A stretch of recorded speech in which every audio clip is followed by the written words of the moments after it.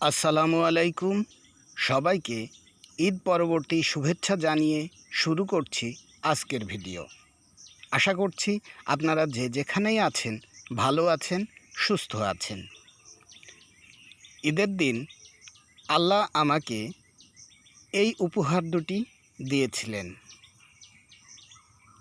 এটি একটি সত্যি সত্যি আনন্দদায়ক ঘটনা। এই ছাগলটা ঈদের দিন দুটি বাচ্চা প্রসব করে। একজন খামারির কাছে এটি অধিক আনন্দের একটি বিষয়। আনন্দ এবং খামারের বাণিজ্যিক লাভ এ নিয়ে আপনারা অসংখ্য ভিডিও দেখতে পাবেন বিভিন্ন বড় বড় খামারের প্রতিবেদনে, কিন্তু কেউ আপনাকে এর পিছনে আরও একটি যে কষ্ট লুকায় আছে, যে ক্ষতি বা লসটা আছে, সেটা কিন্তু আপনাকে দেখাবে না। আশা করছি আপনারা বুঝতে পারছেন আমি কি বলতে চাইছি।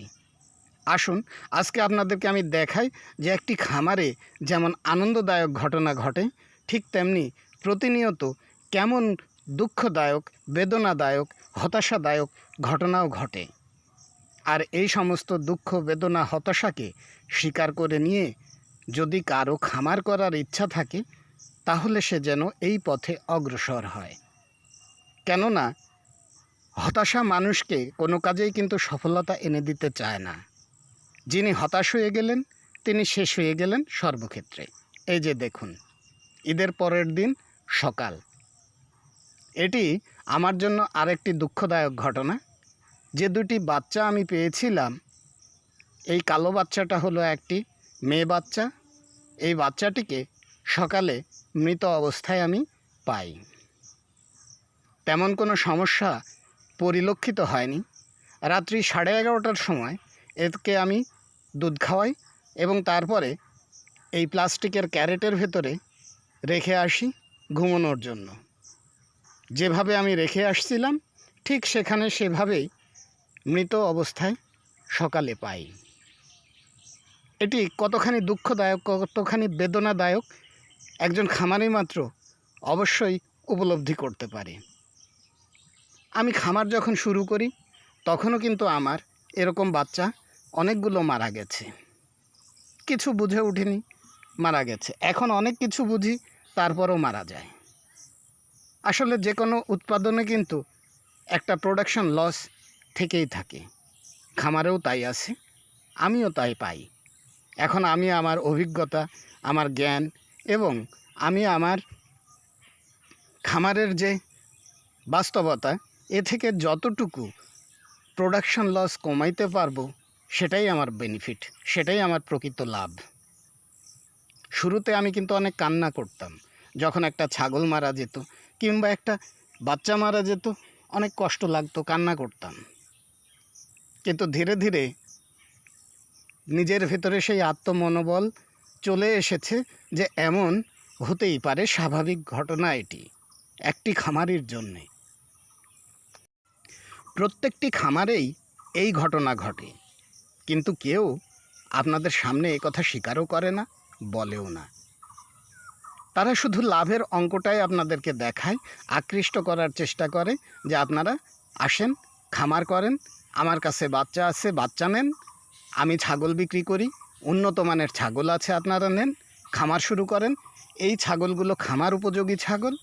এই ধরনের গল্প কিন্তু সবাই বলে, কিন্তু এর অন্তরালে, এর ভেতরে যে আরও লুকায়িত কিছু কষ্ট আছে, সে কষ্টের কথা কিন্তু ভাই কেউ বলবে না। কারণ এই গল্পটা না ফাঁদলে তার কিন্তু বিজনেস হবে না। তবে একটা কথা ঠিক, যেখানে লস আছে সেখানে কিন্তু লাভও আছে। আমার যে বাচ্চা মারা গেছে তাতে আমার লস একটু হয়েছে, এটা অস্বীকার করার কিন্তু কোনোই বুদ্ধি নাই। তারপরেও আমি কিন্তু খামার করছি, কেননা এর ভিতরে এর পরেও লাভ পাওয়া যায়। লাভের গল্প আমিও আপনাদের বলতে পারি। ধরুন আপনার একটা ছাগল ছিল, দুটো বাচ্চা দিল, বছর শেষে 2বার বাচ্চা দেবে, তাতে আপনি 4টা বাচ্চা পাবেন। অর্থাৎ আপনার একটা ছাগল ছিল, 4টা বাচ্চা যোগ হলো, 1 বছরে আপনার ছাগল হয়ে গেল 5টা। আরে ভাই, এরকম অনুপাতে আপনি 5টা ছাগল নিয়ে যদি আবার শুরু করেন, একই অনুপাতে কিন্তু আপনার বাচ্চা এবং ছাগল বৃদ্ধি পাবে। এটা ভাই কাগজ কলমে হয়, বাস্তবে কিন্তু হয় না। বাস্তবতা সম্পূর্ণ অন্য জিনিস। এটা আপনি কাগজ কলমের হিসাবের সাথে কখনোই মিলাতে পারবেন না।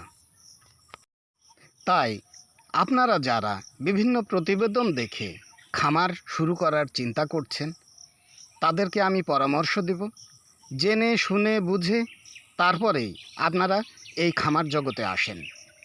আমি আপনাদের নিরাশ করছি না, আমি আপনাদের উৎসাহিত করছি এইভাবে যে আপনারা না জেনে এই খামার সেক্টরে হাত দেবেন না।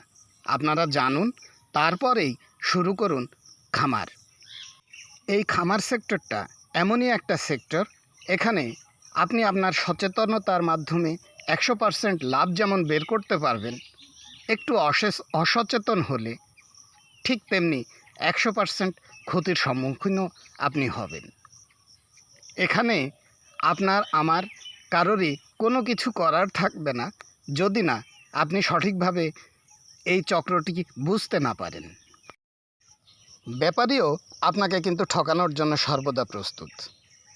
আপনি একটা বাচ্চা বিক্রি করতে যান, ব্যাপারী বলবে যে এটার কালার কিন্তু ভাই ভালো না, এটা যদি কালো হতো এটার দাম কিন্তু অনেক বেশি পাওয়া যেত, এই কালার চলেই না। সে আপনাকে কালারের অজুহাত দিয়ে টাকা কম দেওয়ার চেষ্টা করছে। আবার আপনি যদি একটি কালো ছাগল বা কালো একটি বাচ্চা আপনি যদি বিক্রি করতে যান, সেক্ষেত্রে বলবে কালো ঠিক আছে, কিন্তু শিংটা মনে হচ্ছে একটু অন্য রকম, এই রকম শিং না হয়ে এই রকম হলে খুবই ভালো হতো, এর অনেক দাম হতো। তাই সবার প্রথমেই আপনাকে সচেতন হতে হবে। আপনি সচেতন যদি না হন, আপনি আপনার খামারে কখনোই লাভ করতে পারবেন না, শুধু ক্ষতি আর ক্ষতিই হবে। মিষ্টি কথায় মিষ্টি প্রলোভনে পড়ে অবশ্যই আপনারা খামার শুরু করবেন না। আজকে আপনাদের আর বিশেষ কিছু আমি বলবো না। আশা করছি আমার কথাগুলো যারা খামার শুরু করতে যান তাদের উপকারে আসবে।